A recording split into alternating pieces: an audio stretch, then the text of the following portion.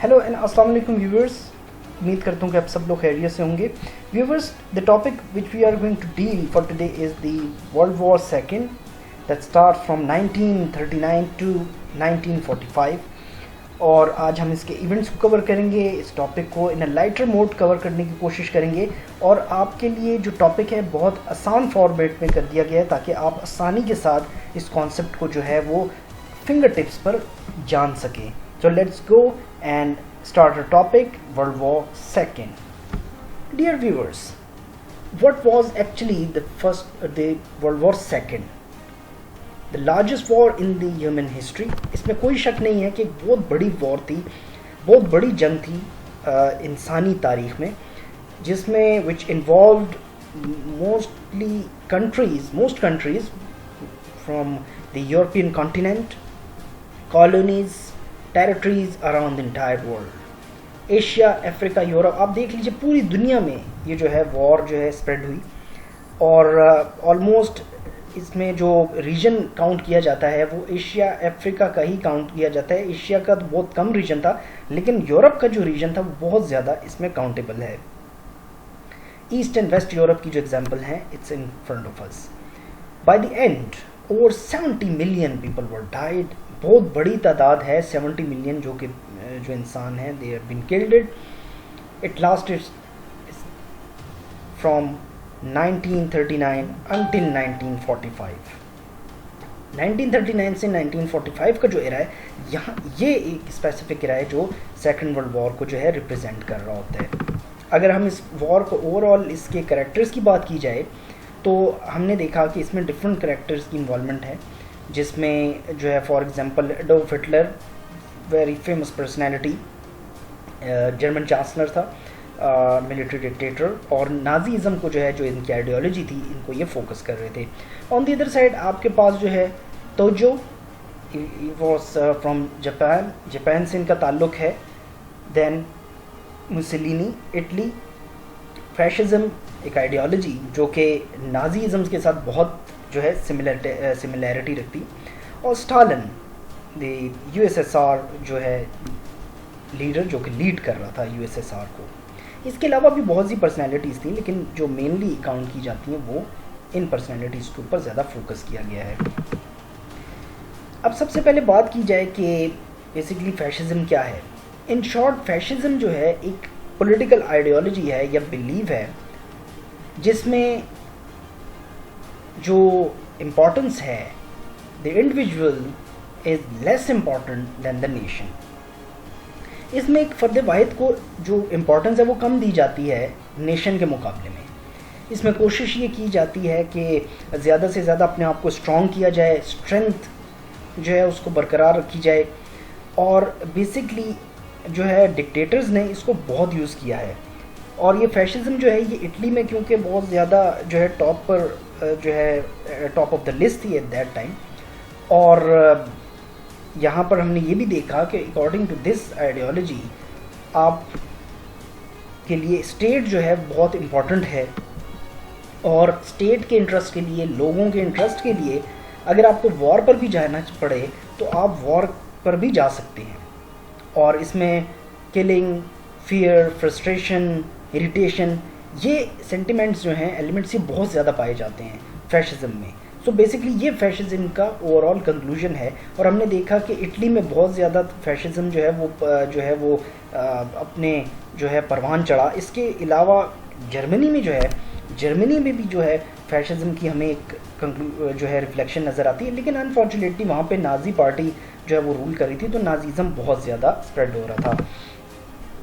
Then हमारे पास हमने ये देखना है कि जो सेकेंड वर्ल्ड वॉर है उसका स्टार्टअप पॉइंट क्या है, बेसिकली क्यों स्टार्ट हुई। हमने ये देखा जो फर्स्ट वर्ल्ड वॉर थी, जिस तरह जो है फर्डिनेंड जो कि ऑस्ट्रेलियन जो है वो किंग था, जिसको सर्बियन जो नेशनल था उसने मार दिया, उसने उसका मर्डर किया था।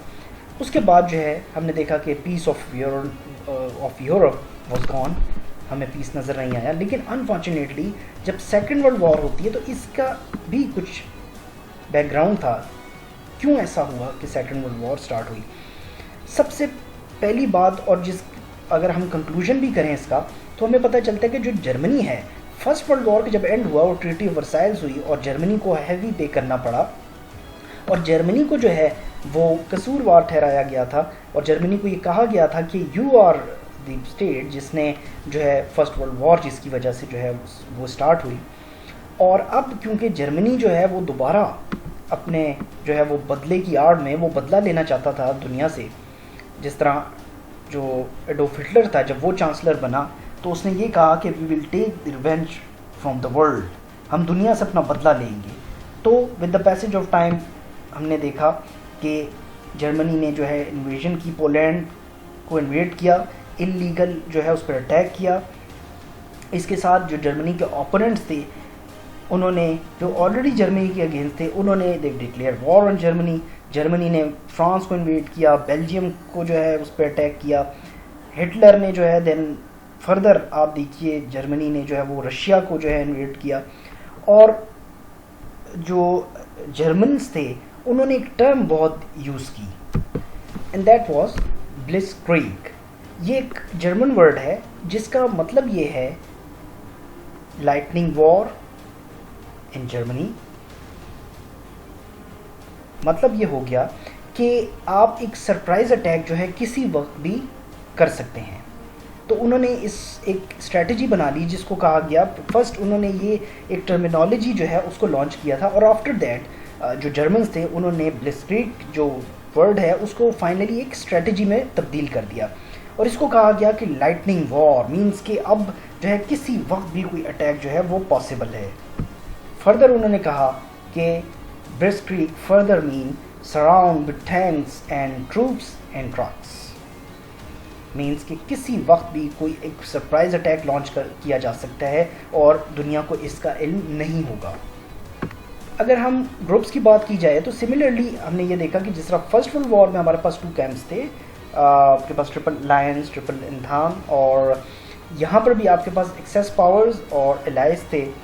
एक्सेस पावर्स जो थी Germany, Italy, Japan, Hungary, Romania, Bulgaria, and on the other side allies power में आपके पास US, Britain, France, USSR, Australia, Belgium, Brazil, Canada, China, Denmark, Netherlands, Greece, New Zealand, Norway, Poland, South Africa, Yugoslavia. Means के जो western Europe जो था, almost western Europe, वो सारा जो था वो आपकी वेस्ट की तरफ था और इसमें जो बड़ी पावर्स थी, बिग पावर्स थी, जिस तरह यूएस, ब्रिटेन, फ्रांस, ये जो है इसको लीड कर रहे थे। और ऑन दी अदर साइड आप ये देख लीजिए कि जो ईस्टर्न यूरोप था वहाँ पर आपके पास जर्मनी, जापान, हंगरी और ये वो ताकतें थीं जो कि इस वॉर को जो है वो लीड कर रही थी। अब यहाँ पर एक बात जो है वो बहुत इम्पॉर्टेंट है कि यूनाइटेड स्टेट्स ऑफ अमेरिका ने स्टार्ट में अपने आप को इस वॉर से जो है दूर रखा through the policy of isolation. उन्होंने कहा, यूएस एडमिनिस्ट्रेशन ने, कि हम इस वॉर का जो है वो हिस्सा नहीं बनेंगे। लेकिन जर्मनी ने, हमने ये देखा कि जो पर्ल हार्बर अटैक होता है, पर्ल हार्बर अटैक होने के बाद जो कि एक बहुत बड़ा अटैक था, that was launched by the Japanese और towards the US naval base, और वहाँ पर जो है पर्ल हार्बर में जो है जापान जब अटैक किया, उसके बाद this provide an opportunity for the US administration कि अब this is the time to jump into this war और अपना रोल अदा करें। बिकॉज उसके बाद जो है वो जर्मनी, जो जापान है और यूनाइटेड स्टेट्स ऑफ अमेरिका के दरमियान जो है वो बहुत ज़्यादा टसल शुरू हो गई, कॉम्प्लिकेशन शुरू हो गई, और in this way United states of America भी जो है वो भी इस वॉर का हिस्सा बन गया। ओवरऑल हम देखें तो ये एक एस्टिमेट आपके पास लगाया गया है कि तकरीबन जो है इस पूरे जो वॉर है इसमें जो है सिविलियंस और मिलिट्री जो है कितने लोग जो हैं इसमें finally they loss their life, और इसमें तमाम जो स्टेट्स हैं, जो मेजर स्टेट्स हैं, उनकी जो कैलकुलेशन है वो इस वक्त आपके सामने की गई है। तो यहाँ से वी कैन गेस कि कितना बड़ा डिज़ास्टर था ये जो सेकेंड वर्ल्ड वॉर था। और after the first world war, जिसने दुनिया को जो है ना सिर्फ जो है वो डिफरेंट स्टेट्स को जो है फाइनेंशली इकोनॉमिकली जो है उनको जो है वो डैमेज किया, बल्कि ह्यूमैनिटेरियन बेस पर भी जो है बहुत से लोगों ने जो है लाखों करोड़ों लोगों ने they loss their life.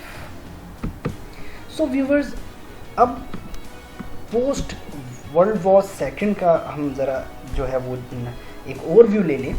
Post किसी चीज़ से पहले और किसी चीज़ के बाद मीन्स कि हमने फर्स्ट वर्ल्ड वॉर से पहले का जो है वो सेकंड वर्ल्ड वॉर से पहले का जो है वो एरिया पड़ा, और अब सेकंड वर्ल्ड वॉर के बाद का अब थोड़ा सा इसका जो है वो देखना चाहेंगे कि अब क्या सूरत हाल थी उस वक्त। तो फर्स्टली हमें पता है कि 1933 में एडोल्फ हिटलर जो है, जो कि जर्मन मास्टरमाइंड था और बहुत फेमस पर्सनैलिटी गुजरी इन द पॉलिटिक्स, जो कि जिसको सही तो नहीं समझा जाता unfortunately because of his hard policies, लेकिन वो चांसलर बना, जर्मन चांसलर था, मींस के किंग था, जिसने एक सोशल वर्कर पार्टीज बनाई और उस पार्टी का नाम नाजी पार्टी रखा। अब नाजी पार्टी रख लिया तो उसका जो मेन मोटिव था वो ये था कि उसने प्रॉमिस किया, उसने अपनी आवाम से ये वादा किया कि जर्मनी को जो है वो ज़्यादा से ज़्यादा स्ट्रॉन्ग करेगा और इसकी सुप्रीमेसी जो है ये सबसे ज़्यादा इसकी की प्रायोरिटी होगी कि जर्मनी को ज़्यादा से ज़्यादा सुप्रियोरिटी की तरफ लेकर जाया जाए, एक मजबूत रियासत बनाई जाए। देन राइनलैंड जो है बेसिकली ये एक एरिया था जो कि that was lost by Germans in first world war, और अब क्योंकि जर्मनी ने जो है अपने जो है एरियाज़ जो हैं वो दोबारा रिगेन करना था उनको, तो अब जर्मनी ने ये प्लान किया कि आप जो है ऑस्ट्रिया हंगरी जो है उसको वहाँ पर हम अटैक करेंगे, देन योगो जो आपके पास चेकोस्लोवाकिया है वहाँ पर अटैक करेंगे, और इसके साथ जो है ब्रिटेन जो है उसने एक वार्निंग दी कि Germany not to invade Poland, ठीक है, और अगर ऐसा हुआ then we will defend Poland, क्योंकि पोलैंड जो है वो एक न्यूट्रल बेस के तौर पर था और न्यूट्रल कंट्री था कि जिसका जंग से कोई ताल्लुक नहीं, लेकिन जर्मनी को जो है वो वार्निंग दी गई कि आपने किसी सूरत भी जो है इन एरियाज़ पर अटैक नहीं करना, और अगर आपने किया देन हम इन तमाम एरियाज़ को जो है वो डिफेंड करेंगे।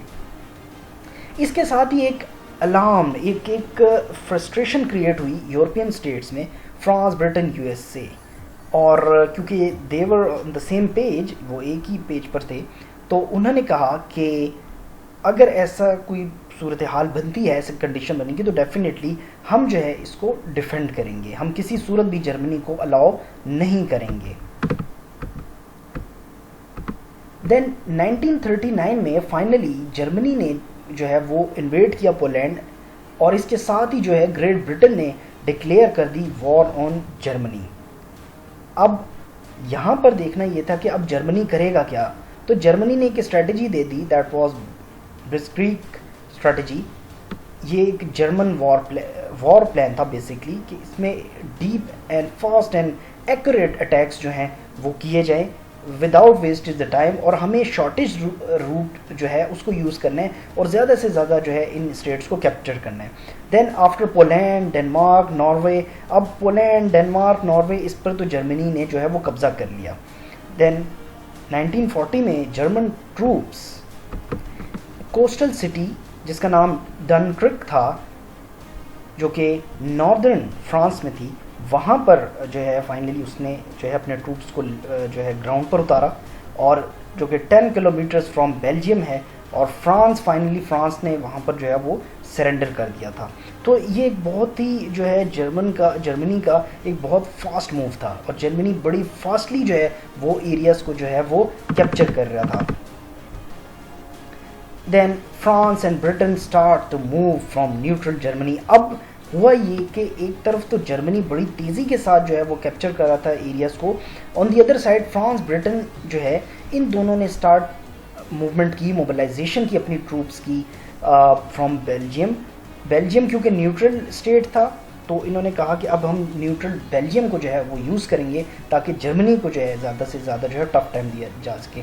But British was fighting alone. अब ब्रिटिश जो था वो अकेला लड़ रहा था at that time, but German troops were too quick. अब एट दैट टाइम जो ब्रिटेन था वो अकेला जो है फाइट कर रहा था एक फ्रंट पे, तो on the other side Germans जो था वो बहुत तेज़ी के साथ जो है इस एरिया की तरफ जो है वो मूव ऑन कर रहे थे।